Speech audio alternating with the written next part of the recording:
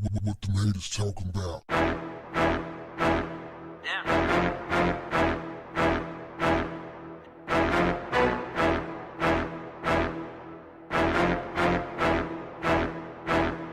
You don't talk to me. You don't call me. You don't even try. That's what NBA Los Angeles Lakers player Dwight Howard's 12-year-old son Braylon had to say about him on the internet. Put him on blast. Dwight shares Braylon with Royce Reed from, what is it? What does she play on? Basketball Wives, yeah. So, yeah, she starred in Basketball Wives. The kid made an emotional video. It really was a cry for help. He went on to tell his dad straight up, as of right now, I hate you. He said, I'm not saying it because somebody told me to say it. I'm saying it because that's how I actually feel. He said, I actually hate you. I don't think he hates him. I think that it's a cry for help. I think he wants a relationship with his dad. And his dad is just not available. He says he calls dad all the time and he tries to foster a relationship with him, and he doesn't really spend any time with them. He's never around. But he did indicate that he does take them places, and he's with them sometimes, but obviously not enough. And I don't know who Miss V is, but he was like, we hate Miss V too. He was saying that he and his other siblings hate Miss V. Dwight Howard reportedly has 5 kids by 5 different women. 5 kids by 5 different women. Let me tell you something right now, fam. If you have 5 kids by one woman and they're living in the same house with you and you see them every day, it is going to be difficult to really spend quality time with each and every one of them. Try to have or raise 2 kids by 2 different women, 2 different households. And then that problem becomes a little bit more difficult.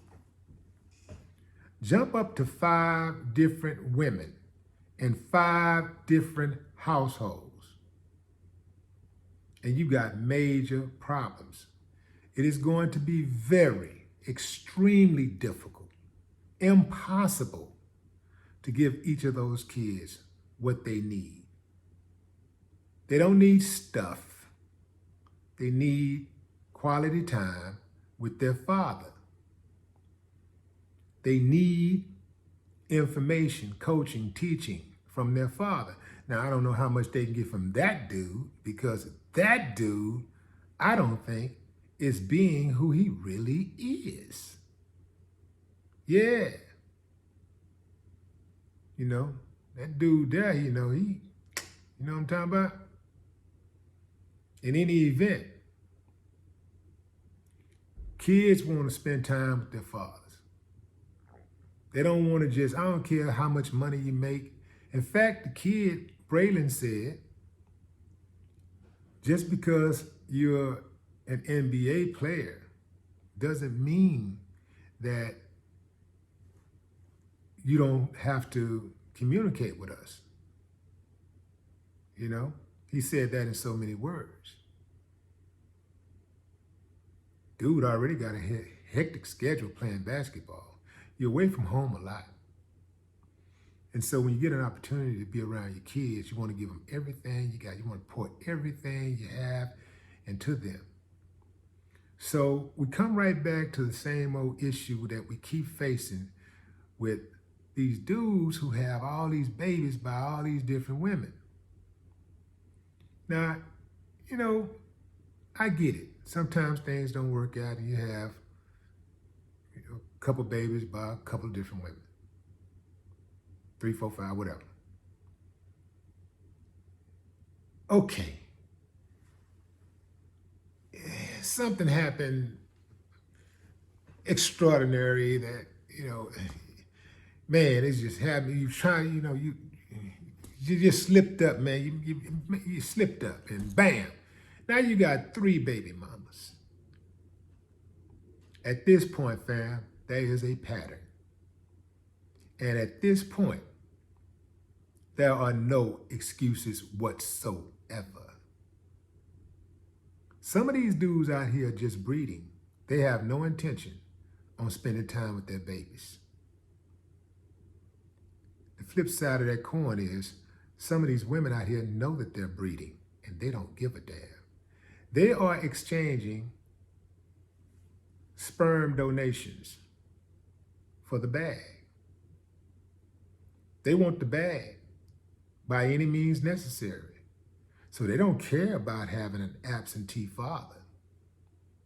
They don't care about the child that much that they believe that that child needs a father present in the home or even in his life or her life. They don't care about those kids like that. A lot of these women see these kids, see their bodies as a meal ticket. Okay, I got him, but boy, I can really bring it in. I can make sure I'm paid for life no matter what go down with me and him. If I could just get to squeeze this baby out of here, whoo, I'm set. So they see the baby as a meal ticket. Using the baby as a pawn to get to the bag. Ooh, man, that's low. But you got a lot of them out there. They know dude's reputation.